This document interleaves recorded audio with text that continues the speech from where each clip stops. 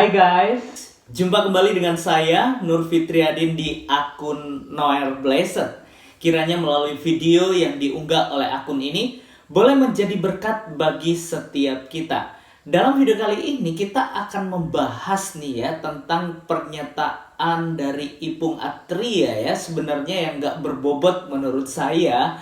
Karena apa yang ditafsirkan sebenarnya itu merupakan kesalahan hermeneutik dari dirinya sendiri dan mengklaim tanpa dasar ya, dasarnya nggak ada. Makanya sama tuh seperti Kainama ketika ditanya tentang penyaliban Yesus Kristus, buktinya nggak ada bukti ya. Ya seperti itulah guys kira-kira. Ya, mari sebelum kita jauh membahas bagian ini, kita simak dulu apa pernyataan dari Ipung Atria ini ya guys, yang membahas tentang bagian Alkitab di dalam Yohanes 16 ayat yang ke-13, yaitu tentang roh kebenaran, yang katanya itu adalah Ahmad dari Strong Concordance. Apakah benar yang dikatakan oleh Ipung Atria yang buta huruf ini, yang buta konteks maksud saya, untuk memahami Alkitab ini ya guys? Mari kita simak dulu pernyataan dari Ipung Atria. Berikut videonya. Bapak bisa buka Yohanes pasal 16 ayat 13, Pak. Permisi. Yohanes pasalnya 16 ayatnya 13. Tetapi apabila Ia datang, yaitu Roh kebenaran, Ia akan memimpin kamu ke dalam seluruh kebenaran. Sebab Ia tidak akan berkata-kata dari dirinya sendiri, tetapi segala sesuatu yang didengarnya, itulah yang akan dikatakannya, dan Ia akan memberitakan kepadamu hal-hal yang akan datang. Jadi saat Yesus berkata itu ya, berarti roh kebenaran tuh belum datang kan? Iya. Ini dia akan datang itu. Dia akan datang. Siapa roh kebenaran itu? Nabi Muhammad. Nabi Muhammad. Betul. Karena saat Yesus berkata itu roh kebenaran belum datang. Dia akan datang setelahku kan begitu. Nah, kemudian kalau kita lihat Pak, kalau kita lihat roh kebenaran yang di situ itu ada strong concordance-nya Pak. Roh kebenaran di situ. Bapak ada HP? Ada HP? Ada. Minta tolong dibuka di mana itu? Di Google Pak. Ketik itu. Yohanes pasal 16 ayatnya 13. Versi paralel ya. Versi paralel. Cara bukanya seperti itu. Itu tadi ayat yang tadi ya Pak. Benar. Ke bawah sini ada roh kebenaran di sini. Iya benar Pak. Iya. Bapak ketik di Google ya Pak. H571 ya. H571 itu angka strong concordance-nya roh kebenaran Pak, yang dimaksud di Yohanes pasal 16 ayat 13. Bacanya apa di sini Pak? Ini bahasa Ibrani. Angka ini kalau diketik di strong concordance di internet itu ketemunya H571. Bacanya apa Pak? Ini. Iya. Ini ya. Yang ini. Ini bahasa Hebrunya Pak. Bahasa Hebrunya. Bahasa Ibrani. Ini cara baca bahasa Ibraninya nih. Emet. Strong's H571. Emeth. Emet itu roh kebenaran, ya. Artinya roh kebenaran.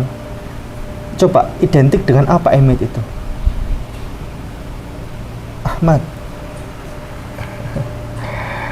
Bayangkan kalau Bapak ganti roh kebenaran itu dan kata-kata Ahmad, coba minta tolong dibantu. Dibacakan roh kebenarannya diganti dengan Ahmad. Tetapi apabila Ia datang, yaitu Ahmad, Ya. Ia akan memimpin kamu ke dalam seluruh kebenaran. Sebab Ia tidak akan berkata-kata dari dirinya sendiri, tetapi segala sesuatu yang didengarnya, itulah yang akan dikatakannya, dan Ia akan memberitakan kepadamu hal-hal yang akan datang.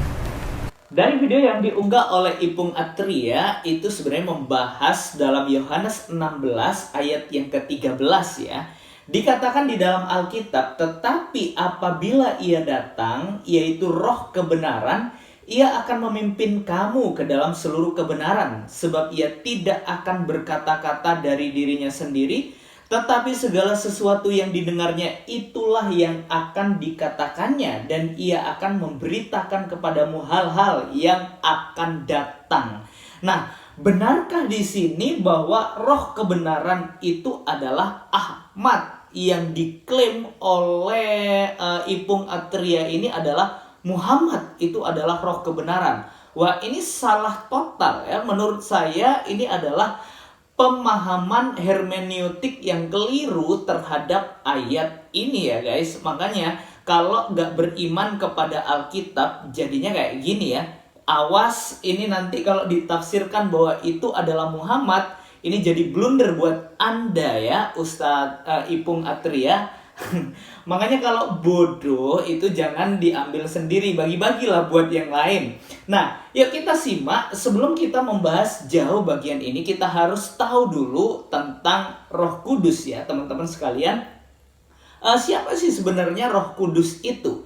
Dalam iman kekristenan bahwa Roh Kudus itu adalah pribadi yang ketiga dari Allah Tritunggal ya. Tentunya ingat bahwa dalam iman kekristenan kita mengenal Allah Tritunggal, yaitu satu hakikat tapi tiga pribadi, yaitu ada Allah Bapa, Putra, dan Roh Kudus, dimana ketiganya ini adalah satu di dalam hakikat.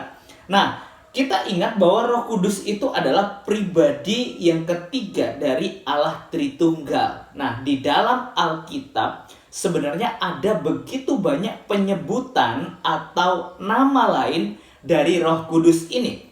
Ya, kita perhatikan ya teman-teman sekalian, Roh Kudus itu adalah Allah hanya di dalam Alkitab memiliki nama-nama lain. Seperti Roh Kebenaran dalam Yohanes 14 ayat yang ke-17. Catat ya, ini nama-nama lain dari Roh Kudus. Yohanes 14 ayat yang ke-17 itu Roh Kudus disebut dengan Roh Kebenaran. Dan juga dalam 1 Korintus 3 ayat yang ke-16, Roh Kudus disebut juga Roh Allah. Dan juga di dalam Kisah Para Rasul 16 ayat yang ke-7, yaitu Roh Kudus disebut juga Roh Yesus. Dan di dalam Efesus 1 ayat 17 bahwa Roh Kudus itu disebut juga Roh Hikmat. Dan dalam Roma 8 ayat yang kedua, Roh Kudus disebut juga Roh Hidup. Dan Yohanes 14 ayat 16, Yohanes 15 ayat 26, Roh Kudus itu disebut dengan Roh Penolong atau Roh Penghibur. Jadi jelas ya, nama-nama lain dari Roh Kudus itu ada banyak ya, termasuk Roh Kebenaran yang ditulis di dalam Yohanes 16 ayat yang ke-13 ini ya teman-teman sekalian. Mari kita perhatikan, jika Ipung Atria berkata bahwa di dalam Yohanes 16 ayat 13 itu adalah Ahmad atau itu adalah Muhammad, nabi yang dipercaya oleh Ipung Atria dan rekan-rekan yang lain ya yang seiman dengannya, apakah benar ini menyatakan kepada atau menunjuk kepada Muhammad itu? Jika ini memang benar, maka secara otomatis Muhammad harus memuliakan Yesus Kristus. Mengapa saya katakan demikian? Makanya kalau kita baca ayat, jangan ambil sepenggal, nanti jadi blunder buat Anda. Ya, perhatikan ya di dalam ayat yang ke-14. Roh kebenaran, kalau memang itu Muhammad, dikatakan di situ ayat 14, ia akan memuliakan aku. Memuliakan siapa di situ? Memuliakan Yesus. Sebab ia akan memberitakan kepadamu apa yang diterimanya daripadaku. Wah, blunder nih buat Anda. Jika itu Muhammad, harusnya Nabi Anda memuliakan Yesus. Nabi Anda harus meninggikan namanya, harus memuliakan dia. Makanya, saran saya buat Anda, ketika Anda beriman kepada Al-Quran, sebarkanlah Al-Quran kepada umat Anda. Tetapi jangan pernah membahas yang bukan Anda imani, yaitu Alkitab yang adalah miliknya orang Kristen atau orang percaya kepada Yesus Kristus. Perhatikan dalam ayat 15. Segala sesuatu yang Bapa punya adalah aku punya atau Yesus punya. Sebab itu aku berkata, Ia, Roh Kudus di sini akan memberitakan kepadamu apa yang diterimanya daripadaku. Jadi jelas ya, bahwa di dalam Yohanes 13 ayat 16 ayat 13, apabila Ia datang, yaitu Roh kebenaran, itu jelas bukan Ahmad atau bukan Muhammad ya, tetapi ini adalah Roh Kudus yang dijanjikan oleh Yesus Kristus kepada setiap kita yang percaya atau bagi kita pengikut Kristus. Nah, kalau kita beralih kepada apa yang ditafsirkan oleh Ipung Atria ini ya, yang berkata bahwa itu adalah Emet katanya, Emet ya. Itu dalam bahasa Ibrani diterjemahkan dalam bahasa Inggris itu truth itu ya, bahwa itu adalah kebenaran atau kesetiaannya di dalam kebenaran itu sendiri. Nah, sebenarnya kalau kita memperhatikan di dalam Alkitab bahasa Ibrani dalam Perjanjian Lama, kalau nama dari tokoh-tokoh Alkitab itu tentunya jelas ditafsirkan namanya sendiri. Seperti Mose, nah itu namanya Musa terjemahannya. Dan juga dalam bahasa Arab pun jelas ya, kalau kita memperhatikan Musa itu jelas bahasa Arabnya Musa, tapi artinya juga Musa.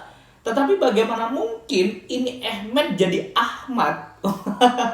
Padahal dalam terjemahan yang dibuka oleh Ipung Atria ya, itu di web itu sendiri, Blue Letter Bible ya, itu namanya, bahwa itu concordance, itu artinya ada truth, ada kebenaran, ada kesetiaan dan lain sebagainya, bukan mengacu pada satu nama yaitu Ahmad. Itu nggak ada istilahnya Ahmad di situ. Nah, mungkin dia terjebak kepada si pembohong kain nama itu ya, yang sekolahnya nggak ada di Haifa tapi ngaku-ngakunya ada, dan juga yang menerjemahkan Alkitab dengan seenak jidatnya.